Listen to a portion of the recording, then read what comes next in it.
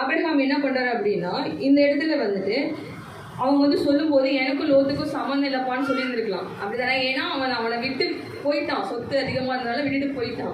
அந்த இடத்துல ஆபிரகாம் வந்து எனக்கு தெரியாதுப்பா, அவன் ஏதோ மாட்டிக்கிட்டான் அப்படின்னு விட்டுருந்துருக்கலாம். ஆனால் ஆபிரகாம் என்ன பண்ணுறாருன்னா, அவங்க வீட்டில் வளர்த்த 318 வேலையாட்களை கூட்டிகிட்டு அந்த நைட்டு போய் அவங்களோட சண்டை போட்டு லோத்தையும் அவங்க கூட இருக்கிற மக்களையும் பிடிச்சிட்டு வந்து திருப்பி அவங்க இடத்துல விட்டாரு. யாருன்னா ஆபிரகாம். இதுதான் ஆண்டோட பிள்ளைங்க அப்படிங்கிற ஒரு குணத்துக்கு அடையாளம். ஆபிரகாம் நினச்சிருந்தா போடா நீ என்னை விட்டு போயிட்டு இல்லை, உனக்கு தான் பிரச்சனைன்னு சொல்லி மாட்டி விட்டுட்டு அவன் ஜாலியாக இருந்திருக்கான், எப்படியோ நீ தொலைஞ்சப்போ அப்படின்னு. ஆனால் அவனுடைய இருதயம் அவனுடைய சகோதரனுக்காக துக்கிட்டதுனால என்ன பண்ணாலும் நைட்டு போய் அவனை காப்பாற்றி கொண்டு வந்து விட்டாங்க. அதுக்கப்புறம் தான் கர்த்தருடைய வேர்ஸ் வருது 15th chapter 1. இந்த காரியங்கள் நடந்த பின்பு எப்பவுமே நம்ம பைபிள் வாசிக்கும் போது நம்ம பாட்டு படிச்சுட்டு போயிட்டே இருப்போம், பலனாக இருக்கிறாரு அப்படின்னு போயிடும், நமக்கு அது யூஸ்ஃபுல்லாக இருக்குன்னு போயிடுவோம். ஆனால் அதுக்கு மாதிரி என்ன நடந்துச்சு அப்படின்னு பார்க்கும்போது இதெல்லாம் நடந்திருக்கு. லோத்தை அவன் வந்து ஸ்நேகிச்சிருக்கிறான், லோத்தை கூடயே வச்சுருந்துருக்கிறான். ஆனால் லோத்து பிரிஞ்சு போயிட்டான், அங்கே போய் ஒரு ராஜா கிட்ட மாட்டிக்கிட்டான். அதை போய் அவன் வந்து திருப்பி ரிலீஃப் ஆகி கூப்பிட்டு வந்து திருப்பி அதே இடத்துக்கு வந்து விட்டுறான். அப்போ அவன் தூங்கிட்டு இருக்கான். இதான் நடந்ததுக்கப்புறம் ஆபிரகாம் தூங்கிட்டு இருக்கிறப்போ ப்ரேயர்லாம் பண்ணலைங்க, ஒன்றும் பண்ணல, ஜஸ்ட் அவன் வந்துட்டு இதுதான் நான் தூங்கிட்டு இருக்கான். ஆண்டவராக அவன் தரிசனமாக ஆபிரகாமுக்கு தரிசனம் திருப்பி அந்த வாசல். இதுதான் இந்த மாதம் கர்த்தர் உங்களோடு இந்த மாதம் முழுவதும் நம்ம பலப்படுத்துகிற வார்த்தை. நீ பயப்படாதே, நான் உனக்கு கேடகமும் உனக்கு மகா பெரிய பலனுமாக இருக்கிறேன். சொல்ல ரீசன் வந்து என்ன அப்படின்னா, லோத்தாவன் வந்து இதுதான் முக்கியமான வேர்ஸ் எல்லாம் கவனிங்க. லோத்தை வந்து அவன் தன் பிள்ளையாக நினச்சான். அவன் ஏன்னா ஆபிரகாமுக்கு இதுவரை இந்த தரிசனம் காணுவரை அவனுக்கு பிள்ளைங்க கிடையாது, அவனும் பிரிஞ்சு போயிட்டான். இன்னொரு விஷயம், ராஜாவும் பிடிச்சிட்டு போயிட்டாங்க. எப்பொழுதும் போய் இவனால போய் காப்பாற்றிட்டு இருக்க முடியாது லோத்தை, இல்லைங்களா?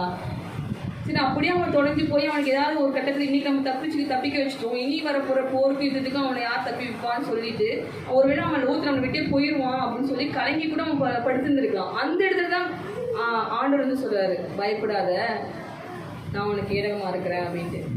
இதெல்லாம் அவன் யோசிச்சுட்டு படுத்திருப்பான்னு நான் சொல்ல வரேன் இல்லையா? ஏன்னா அவனுக்கு குழந்தை இல்லை, ஒன்றுமே இல்லை, இருக்கிறவனும் போயிட்டான், இவனை எப்பயும் நம்ம காப்பாற்றிட்டு இருக்க முடியாது, நமக்குன்னு சொல்லிக்கிறதுக்கு யாருமே இல்லை அப்படிங்கிற நேரத்தில் அவன் படுத்துட்டு இருந்திருப்பான். அப்போ தான் ஆண்டவர் வர்றாரு, பயப்படாத, உனக்கு என்னாச்சு, நான் உனக்கு ஷீல்டாக இருக்கேன், நான் உனக்கு ஸ்ட்ரென்த்தாக இருக்கேன்.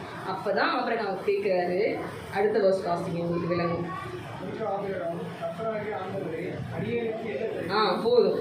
அப்போ பாருங்க, இப்போ நான் சொன்னதுக்கும் இதுக்கு பாருங்க, ஆண்டவர் சொன்னாரு பயப்படாதப்பா, நான் உனக்கு ஸ்ட்ரென்த்தாக இருக்கேன்னு சொல்றாரு. அடுத்தது இவர் என்ன கேட்குறாருன்னா, எனக்கு என்ன தருவி?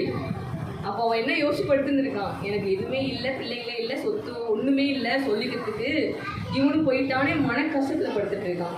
ஆண்டவருக்கு தெரியும், ஏன்னா நம்ம ஆண்டவர் இருதயத்தை வந்து ரீட் பண்ணுறாரு. ஹல்லேலூயா. ஆண்டவர் வந்து நம்ம ஹார்ட்டில் என்ன ஓடிட்டு இருக்கு அப்படிங்கிறத, என்ன செஞ்சுட்டு இருக்கோம் அப்படிங்கிறத, உள்ளே திரியங்களை கர்த்தர் ஆராய்ந்து அறிந்திருக்கிறாருன்னா, நீ என்ன யோசிக்கிற, எந்த இடத்துல யோசிக்கிற, எப்படி யோசிக்கிற அப்படிங்கிறது கர்த்தர் வந்து அறிஞ்சு அதுக்கு பதில் கொடுக்குற வல்லவராக இருக்கிறார். இன்றைக்கி நீங்கள் எந்த சூழ்நிலையிலனா உட்காந்துருக்கலாம், இன்னைக்கு காட் உங்களை பார்த்துறாரு. எல்லாத்தையும் இந்த மாதிரி லோத்து மாதிரி சில விஷயங்கள் நீங்கள் இழந்திருக்கலாம், ஆபிரகாம் மாதிரி விட்டுட்டு வந்திருக்கலாம் சில பேர், இல்லை சில பேர் உங்கள் விட்டுட்டு போயிருந்துருக்கலாம் இல்லையா? அந்த நிலையில் நீங்கள் இருந்திருந்திருக்கலாம். அதான் காட் சொல்றார், பயப்படாத, நான் உனக்கு இருக்கேன், அவன் போனா என்ன அப்படின்னு காட் சொல்றார். அப்புறம் தான் ஆபிரகாம் கேட்குறாரு, எனக்கு என்ன தருவி, எனக்கு பிள்ளையே இல்லை பார்த்தீங்களா, எனக்கு என்ன தருவிது அப்படின்ட்டு ஆபிரகாம் கேட்கும்போது தான், நான் தரேன்டா உனக்கு, நான் உனக்கு தரேன் அப்படின்னு ஆண்டவர் சொல்கிறார். அப்போ திருப்பி ஆபிரகாம் எது கேட்குறாரு, என் வீட்டில் ஒரு வேலைக்காரன் இருக்கிறான், அவனை வேணா நான் என் பிள்ளையா வச்சுக்கிட்டுமா அப்படின்னு ஆபிரகாம் கேட்குறாரு. இல்லைப்பா, அதுவும் கிடையாது, நான் உன்னோட பாடியிலே வரதை, உன்னோட வித்துல வரதே நான் உனக்கு கொடுப்பேன், அவசரப்படாத, நான் உனக்கு கொடுப்பேன் அப்படின்னு பலப்படுத்துறாரு. அடுத்த வேர்ஸ் பார்க்கலாம்.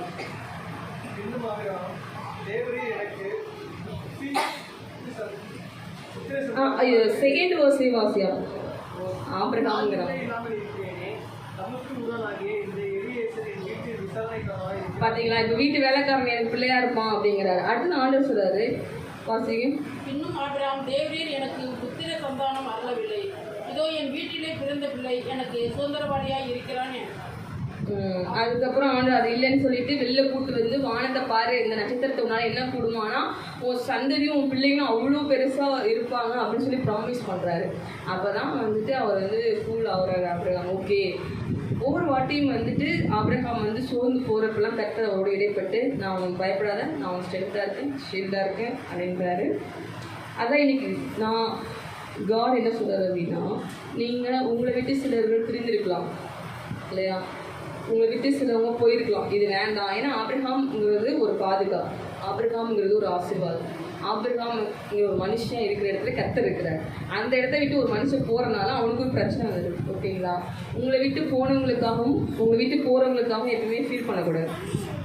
ஏன்னா கர்த்தர் நம்ம கூட இருக்கிறார், அவர் நமக்கு பலனாக இருப்பார். நம்மளை விட்டு ஒருத்தவங்க போனாங்கன்னா அவங்களுக்கு தான் ஆபத்து. ஓகேங்களா?